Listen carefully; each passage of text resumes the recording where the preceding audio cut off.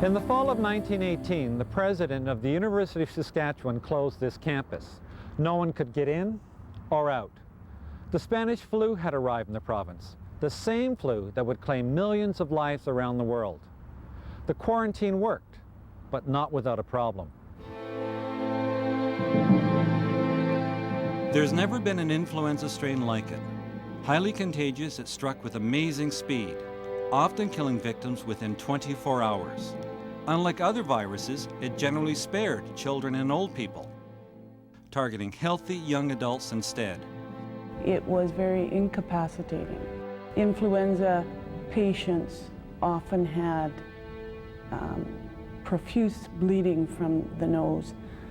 They would turn blue all over. Skin was clammy and cold, and subsequently choked to death.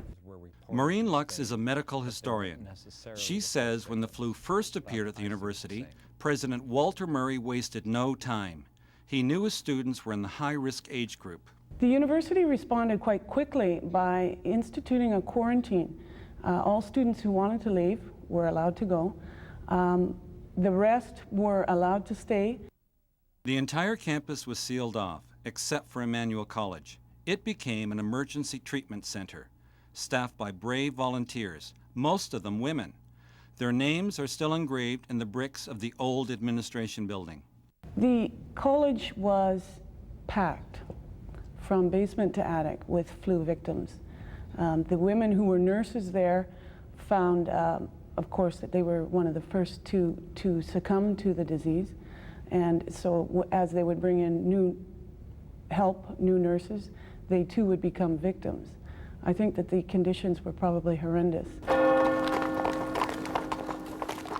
During the quarantine, only one person died from the flu on campus. Not surprisingly, one of the volunteers. The rest of the university was one of the safest places anywhere.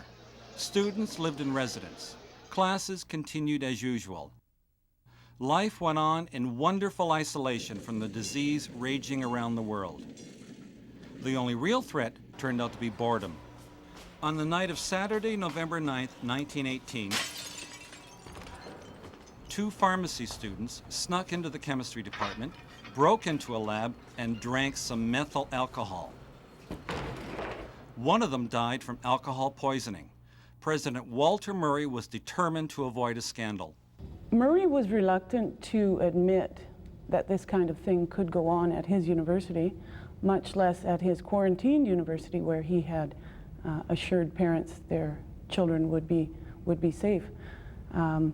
Murray worked with the coroner who examined the student, and they decided together that his death should be attributed to the flu. The university succeeded in covering up the incident. The flu was claiming so many other lives. What was one more? But the truth was eventually discovered. Professor James Sherrard, who had been there that night, wrote it all down in letters to his wife. The matter of the pharmacy student was hushed up, the coroner passing him as dying from the flu. The Great Flu epidemic killed between 30 and 40 million people worldwide, 5,000 right here in Saskatchewan. And although President Murray lied about one of those deaths, his quarantine of the university likely saved countless other lives. For the CBC NewsHour, I'm Bill Wazer.